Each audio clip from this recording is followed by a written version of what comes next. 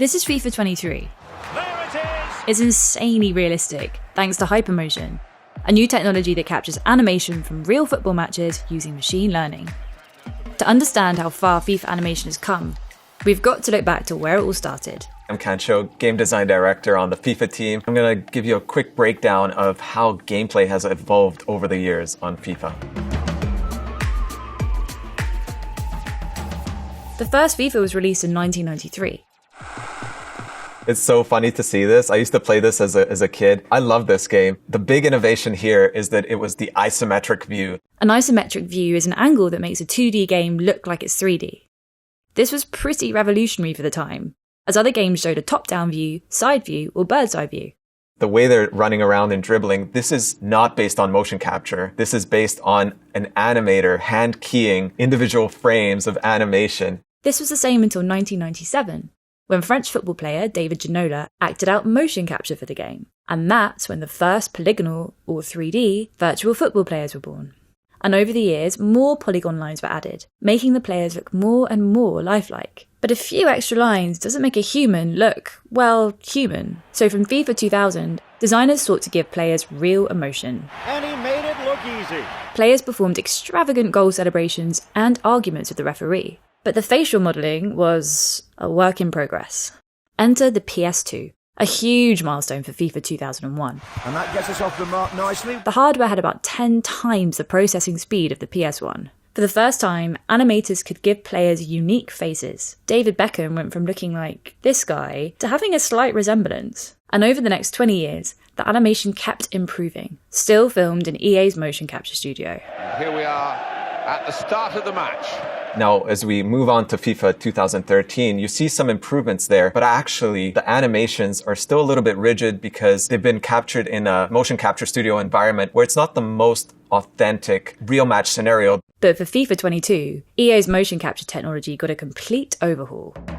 So hypermotion is our groundbreaking technology where we use these accent suits to motion capture professional footballers on the real pitch competing. So with traditional motion capture, we're in a studio space like this. Players will be doing different moves like passing, shooting, dribbling, but it's more of a scripted scenario. Whereas with the accent suits, players are outside playing competitively in a real 90-minute match of football. We're not asking them to do anything specific. We're just saying, go out there, play football, and do your best. Traditional mocap uses infrared cameras that track reflective balls placed on the outside of a suit worn by actors. It's kind of limiting and restricting. The XN suits track the motion of each player internally, which means there's no need for several cameras or awkward sensors getting in the way of play. And all of that data, it's millions and millions of data points, those feed into our machine learning algorithms. And it creates a much more authentic feel to the game, where everything looks way more fluid, from the way that the female players move, to goals, dribbling, and sprinting.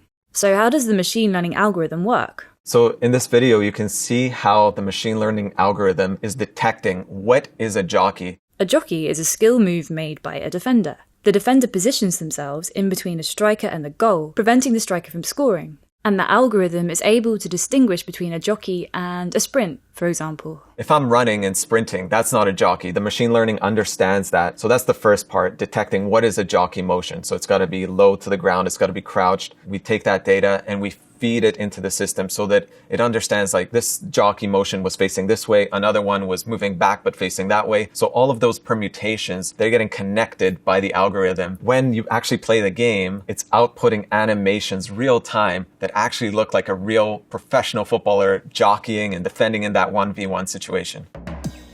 With Hypermotion 2, we've actually added this acceleration feature that allows players to have more nuanced differences than we've ever had. So for example, Mbappe, he's an explosive player. He gets off the mark right away. Nobody can catch him. However, a player like Virgil van Dijk, he is also very fast, but it takes him a little bit longer to get up to speed. So we have different archetypes for different players to sort of mimic how they accelerate in real life. And when you get these sort of nuances in the way players sprint and accelerate, it just makes the game more varied and less predictable. Another change? The dribbling.